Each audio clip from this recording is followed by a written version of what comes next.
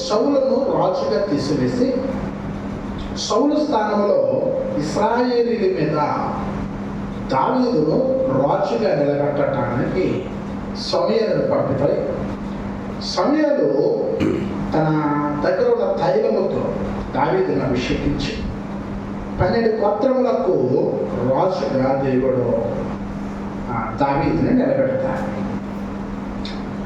దావీదు గొప్పవాడైన తర్వాత కూడా తన జీవితంలో మనకు కనపడే ఒక అద్భుతమైన లక్షణం ఏంటంటే కృతజ్ఞత. దేవునికి స్తోత్రం, హల్లెలూయా. దేవుడు ఎంత స్థాయి ఇచ్చినా, ఎంత ఉన్నతమైన స్థాయికి దావీదుని దేవుడు హెచ్చించినా, దావీదు తన జీవితంలో దేవుడు ఇచ్చిన స్థాయిని బట్టి గర్వించలేదు, కానీ ఇచ్చిన స్థాయిని బట్టి ఎప్పటికప్పుడు దేవునికి కృతజ్ఞతాస్తుతులు చెల్లించేవాడు. తన జీవితంలో కృతజ్ఞతను కనుగొనించిన వాడు దావీదు. అందుకనే దేవుడు గొప్ప వ్యక్తిగా దావీదుని దేవుడు ఆశీర్వదించాడు. పిల్లరా, గొప్ప వ్యక్తిగా ఎదిగిన తర్వాత దావీదు తన ప్రాణంతో చెప్పుకుంటున్న మాట ఏంటి అంటే, నా ప్రాణ ఎన్నో ఉపకారాలు దేవుడు నీకు చేస్తాడు కాబట్టి ఆ ఉపకారాలను మర్చిపోవద్దని తన ప్రాణంతో అతను చెప్పుకుంటున్నాడు. వాస్తవానికి మనమైతే బంధువులకు చెప్తాం, మిత్రులకు చెప్తాం, మన తోటి వ్యక్తులకు చెప్తా ఉంటాం, ఏమనంటే నన్ను మర్చిపోవద్దా, లేకపోతే చాలా మంది అంటా ఉంటా నన్ను మర్చిపోరు కదా అంటారు. కానీ తన ప్రాణంతో చెప్పుకుంటున్నాడు దావీదు ఏమనంటే నువ్వు మర్చిపోవద్దు. వాస్తవానికి మనిషికి ఉండే సహజమైన గుణం ఏంటి అంటే మర్చిపోవద్దు. ఎక్కువగా మర్చిపోతూ ఉంటారు మనుషులు. చాలా కొన్ని విలువైనవి మర్చిపోతూ ఉంటారు, కొన్ని సులభమైనవి కూడా మర్చిపోతారు. మర్చిపోవటం అనేది మనిషి యొక్క నైజం కాబట్టి దావీదు అంటున్నాడు, నువ్వు మర్చిపోవటానికి వీలు లేదు, నువ్వు దేన్నైనా మర్చిపో. అవసరమైతే ఆ రోజు సింహాసనం మీద కూర్చోవటమైనా మర్చిపో, కానీ ఈ స్థాయిని ఇచ్చిన దేవుడిని మర్చిపోవద్దు అని తన ప్రాణంతో చెప్తున్నాడు. ఈరోజు అంటే నేను ఒక 4 విషయాలు మీతో మాట్లాడాలని ఆశపడుతున్నాను. ఆత్మీయతలో మనము మర్చిపోకూడని 4 విషయాలను మీతో మాట్లాడాలని ఆశపడుతున్నాను. ఎన్నో విషయాలను మనిషి మర్చిపోతూ ఉంటాడు, లోకానుసారం. కానీ ఆత్మీయంగా మనము వేటిని కూడా మర్చిపోకూడదు. ప్రార్థనలను మర్చిపోకూడదు, సంఘాలను మర్చిపోకూడదు, సేవకులను మర్చిపోకూడదు, తోటి సహవాసులను మర్చిపోకూడదు. కానీ నాకు చాలామంది మర్చిపోతాం అలవాటు అయిపోయింది. ఎన్నో ఆత్మీయమైన విషయాలను మనిషి కట్టబెడుతున్నాడు, మర్చిపోతాం. అందుకనే దావీదు వలె ఈరోజు మనం మన ప్రాణాలతో చెప్పుకోవాలి. ఏమని అంటే, నా ప్రాణమా మర్చిపో.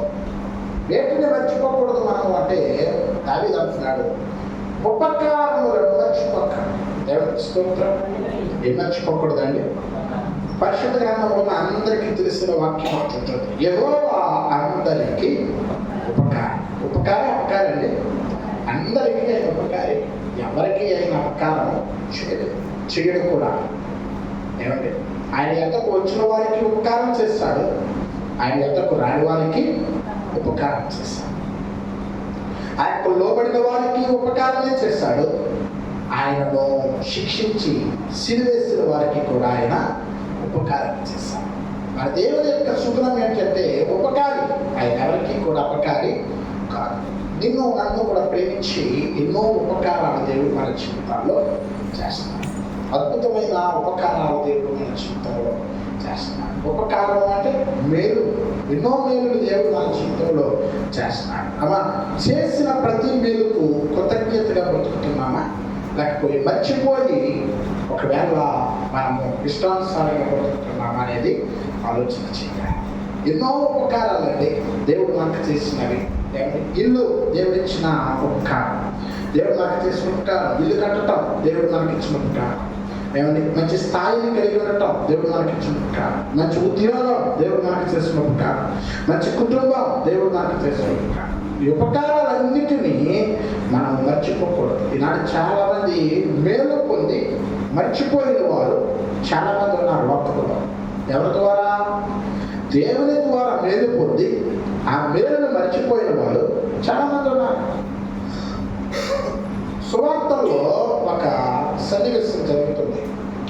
10 మంది కుష్ఠరోగులండి ఆయన ఎదుటికి వచ్చి, అయ్యా మమ్మల్ని బాగు చెయ్యి, మాకు స్వస్థతని, ఈ కుష్ఠరోగం మేము భరించలేకపోతున్నామంటే దేవుడు జాలిపడి 10 మందిని స్వస్థపరుస్తాడు. మీరు యాజకులు కనపరుచుకోండి అంటే వారు వెళుతుండగా మార్గం మధ్యలో 10 మంది శుద్ధులయ్యారు. కానీ తనకు చేసిన మేలును చూచి, తనకు కలిగిన స్వస్థతను చూచి ఒక వ్యక్తి అంటే ఎదరికి వెళ్ళేవాడు ఆగిపోయి మరలా యేసయ్య ఎక్కడున్నాడు అక్కడికి ప్రయాణం అయిపోయాడు. ఎలాగా వెళ్ళాడో రాయబడింది అక్కడ. దేవుని మహిమపరుస్తూ గొప్ప శబ్దముతో ఆయనను స్మృతిస్తూ ఆయన ఎదుట సాగిలి పడి నమస్కారం చేస్తే యేసయ్య అన్నాడు, 10 మంది శుద్ధులయ్యారు కదా, మరి మరిచిపోకుండా తిరిగి వచ్చిన వాడు ఒక్కడేనా? ఈరోజు చాలా మంది క్రైస్తవులు ఇలాగే ఉన్నారండి. కావలసిన మేలు దేవుని దగ్గర పొందేసి మరలా మరలా మరలా మరలా ఏదో ఒక ఆ సమస్య వచ్చే వరకు కూడా మరలా దేవుడు మనకు గుర్తురాడు. ఏదో ఒక సమస్య వచ్చేదాకా దేవుడు మరలా గుర్తురాడు. మళ్ళీ నువ్వు దేవుడి దగ్గరికి రావాలి అంటే మళ్ళీ ఏదో ఒక కొత్త ప్రాబ్లం. దేవుడి దగ్గరికి రావాలి అంటే మరలా ఏదో ఒక కొత్త సమస్య. అలాగైతేనే తప్ప దేవుడి దగ్గరికి రా. పిల్లల దావీదు అంటున్నాడు, నాకు కూడా దేవుడు ఎన్నో ఉపకారాలను దేవుడు చేస్తాడు, కానీ ప్రాణమా ఆయన ఉపకారాలను నువ్వు మర్చిపోతావు. ఇశ్రాయేలీయులకు కూడా దేవుడు ఎన్నో ఉపకారాలు చేశాడండి. ఎర్ర సముద్రం ఎదురొస్తే 2 పాయలుగా చేశాడు. తినడానికి ఆహారం లేకపోతే మన్నాను కురిపించాడు. మాంసం తినాలి అనిపించినప్పుడు ఏమని కూరగాయలను దేవుడు ఆహారంగా ఇచ్చాడు. దీన్ని చేసిన దేవుడు ఏమని వారు ఏమయ్యారు? కడకి వారు తమ దేవుని మర్చిపోయారు అన్నది వాక్యంలో. దేవుడిని మర్చిపోవటం అంటే ఆయన చేసిన మేలులను మర్చిపోయారు, ఆయన చేసిన ఉపకారాలను మర్చిపోయారు, ఆయన వారి మీద చూపించిన ప్రేమను మర్చిపోయారు. ఈరోజు వాక్యం ఏంటంటే దేవుని సంగమా, మనము కృతజ్ఞత పరులుగా కనపడుతున్నామా? చేసిన వాటిని పొందుకుని మర్చిపోయే వాళ్ళుగా ఉంటున్నామా? మర్చిపోవద్దు. వాక్యం హెచ్చరిస్తుంది, ఆయన ఉపకారాలను మనము మర్చిపోతాం. మన ఆత్మీయతలో మనం మర్చిపోకూడని విషయాల్లో మొట్టమొదటి ఆయన ఉపకారి కాబట్టి మనందరికీ ఉపకారాలు చేస్తున్నాడు. ఆ ఉపకారాలను మనము మర్చిపోకూడదు. మనిషి అది ఉపకారం కంటే కీడునే ఎక్కువ గుర్తుపెట్టుకుంటాడు. దేన్ని చెప్పండి? మేలు ఎవరు గుర్తుపెట్టుకోరు బేగా, కానీ జరిగిన కీడు చెప్పాలి. జరిగిన కీడు అసలు మర్చిపోరు కదండి మనుషులు. ఇంట్లో దేవుడు గొప్ప అద్భుతం చేశాడు, అదే ఇంట్లో ఏదో చిన్న నష్టం జరిగింది. నష్టాన్ని ఎక్కువ చెప్తాడా, జరిగిన మేలు గురించి చెప్తాడా? చెప్పాలి. ఏమండి, నేను మొన్న యాక్సిడెంట్ అయింది, నాకు అక్కడ చెప్తాను సార్.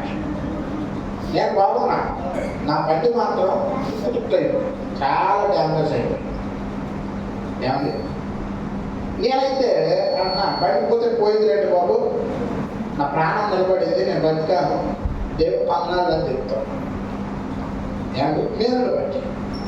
అదే ఒకవేళ ఎవరైనా అయితే నాకు పర్లేదు కానండి, ఆ బండే చాలా దారుణంగా అయిపోయిందండి. జరిగిన నష్టాన్ని ఎక్కువ చెప్తాడు తప్ప మనిషి మేలుని చెప్పడు. మేలుని మర్చిపోతాడు, నష్టాన్ని జీవితాంతం. కానీ వాక్యం చెప్తుంది జరిగిన నష్టాన్ని వదిలే, కానీ దేవుడు నిన్ను ప్రేమించి చేసిన మేలును మాత్రము మర్చిపోవు. కాబట్టి మేలును ఉపకారంలో మనము మర్చిపోవాలి. రెండవదిగా దేన్ని వేటిని మనం మర్చిపోకూడదు అంటే ద్వితీయోపదేశకాండము 6వ అధ్యాయం 12వ వచనం. దాసుల గృహమైన ఐగుప్తు దేశముల నుండి నిన్ను రప్పించిన యెహోవాను మరవకుండా నీవు జాగ్రత్త. దాసుల గృహము నుండి దేవుడు నిన్ను రప్పించాడు. దాస్యం నుండి దేవుడు నీకు విడుదలనిచ్చాడు. అలాంటి విడుదలను వినకూడదు, మర్చిపో. ఇశ్రాయేలీయులు నిర్గమకాండంలో ప్రార్థన చేస్తారు దేవునికి. ఏమని ప్రార్థిస్తారంటే, అయ్యా ఈ బ్రతుకులు మాకు భారమైపోయా, ఈ బానిస బ్రతుకు, ఈ వెట్టి చాకిని నేను చేయలేకపోతున్నాను, దయచేసి మనం ఒకసారి జ్ఞాపకం చేసుకొని ప్రార్థిస్తే దేవుడు మోషేను వారి యొక్కకు పంపించి ఐగుప్తుల బానిసత్వం నుండి దేవుడు వారిని విడిపించాడు. ఆ వారిని కాదు, మనల్ని కూడా ఎన్నో విషయాల నుండి దేవుడు విడిపిస్తున్నాడు. ఆర్థిక పరమైన ఇబ్బందుల నుండి విడిపిస్తున్నాడు, అనారోగ్య పరిస్థితుల నుండి విడిపిస్తున్నాడు, వ్యక్తిగత సమస్యల నుండి విడిపిస్తున్నాడు. ఎన్నో విషయాలను దేవుడు మనల్ని విడిపిస్తున్నాడు. విడుదల నొందుతున్న మనము ఏమి జ్ఞాపకం చేసుకోవాలి, ఏమి గుర్తుపెట్టుకోవాలి అంటే, ఆయన ఇచ్చిన విడుదలను మనము మర్చిపోకూడదు. ఒరే ఒకనొక రోజున మన పరిస్థితి, కానీ ఈ రోజు నేను ఎలా ఉన్నానంటే దానికి గల కారణం దేవుడే. ఎన్నో ఆర్థిక సమస్యలు చుట్టుపెట్టి వేసిన ఈరోజు ఇంకా నేను ఇలా బ్రతుకుతున్నానంటే కారణము దేవుడే. నాకు విడుదల ఇచ్చింది ఎవరు? దేవుడు ఇచ్చే విడుదల అని చెప్పి ఏమంటే మనము ఆయన విడుదలను మనము మర్చిపో. దేని నుండి దేవుడికి విడిపించాడు, వేటి నుండి దేవుడికి నువ్వు తప్పించాడు, వేటి నుండి దేవుడికి ఒక విడుదలను ఇచ్చాడో ఆ విడుదలను మనము మర్చిపోకూడదు. మనం మర్చిపోకూడదు ఏంటి? ఒకటి, ఉపకారాలను మర్చిపోకూడదు. రెండు, ఆయన ఇచ్చిన విడుదలను మర్చిపోకూడదు. మూడవదిగా మనం మర్చిపోకూడదు.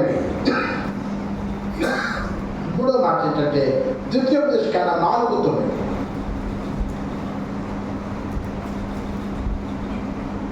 ద్వితీయోపదేశకాండము 4వ అధ్యాయం 9వ వచనం.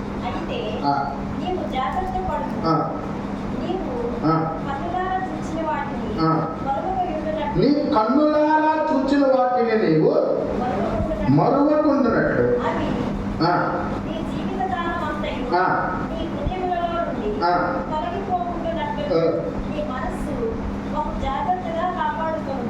చాలా ఏమంటాడు భక్తుడు అంటే, ఆత్మీయతలను మర్చిపోకూడని మూడవ సంగతి ఏంటి అంటే,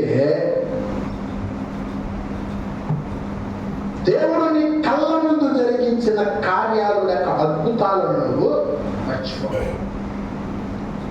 నిజంగా మరి వంకవర్తనపురం గ్రామంలో దైవదాసులు రాజబాబాయి గారి చేత ఎంతో మంది జీవితాలలో ఎన్నో అద్భుతాలు దేవుడు చేశాడు. కళ్ళారా చూస్తున్నాడు, కళ్ళారా చూస్తున్నాడు. ఏమండి అవునంటారా? నిజమే, ఎన్నో అద్భుతాలు. మరి ఎన్నో అద్భుతాలు కళ్ళారా చూసినా మనము చూసిన వాటిని వెంటనే మర్చిపోతాం, వెంటనే మర్చిపోతాం. ఇశ్రాయేలీయులు కూడానండి ఎన్నో అద్భుతాలు దేవుడు వారి కళ్ళ ముందు చేశాడు. ఎర్ర సముద్రము 2 పాయలుగా చేశాడు. ఎప్పుడైనా చూసారా వాళ్ళు? అన్న ఎప్పుడైనా ఇశ్రాయేలీయులు చూసారా అద్భుతాలు? చూడలే. ఆకాశం నుండి కురిసేదంట మన్నా. అది ఎక్కడ తయారయ్యేదో, ఎలా వచ్చేదో ఎవరికి తెలిసేది కాదు. కానీ తెల్లవారేసరికి వారి గుమ్మముల ముందు ఇదొక కారణం. 3, పూరేళ్ళ మాంసం తినాలనిపించిందట. తెల్లవారేసరికి కొట్లగా వారి వీధులలో వారి గుమ్మముల మధ్యన పడిపోయింది. ఎవరికి కావాల్సిన నేను తెచ్చుకుని తింటున్నాను. ఎన్ని కార్యాలండి దేవుడు వారికి చేసింది. కానీ బైబిల్ ఏం చెప్తుందో తెలుసా? ఇశ్రాయేలీయులంటండి ఇన్ని అద్భుతాలు ఆశ్చర్యాలు చేసిన తమ దేవుడిని కడివేయు పశువు రూపంలోనికి మార్చేశారట. ఎవరైనా మారుతారంటే ఈ పశువు ఏం చేస్తుందా? ఈ పశువు కాదురా అంట తెలివైన కదా. అవునా? కానీ వీళ్ళేమంటారట, దాన్ని తయారు చేసి అంటారట, అదే ఐగుప్తు నుండి నిన్ను తీసుకొచ్చి నీ ఎదుటి కార్యాలు చేసిన దైవము ఇదే అని దాని ముందు సంబరాలు చేస్తున్నారట. సంబరాలు. జాగ్రత్త ప్రియ దేవుని సంగమా, దేవుడు మన జీవితాలలో ఎన్నో కార్యాలు చేస్తున్నాడు. చూసి కూడా చూడనట్టు ఒకవేళ మనం బ్రతుకుతుంటే దేవుడు ఖచ్చితంగా ఒకరోజు ఆయన ఏ కార్యాలు చేశాడు అనేది ఆయన మనకు కనపరుస్తాడు. అద్భుతమైన ఎన్నో విషయాలు దేవుడు వారి ఎడలో జరిగిస్తే ఏంటంట మర్చిపోయాడు.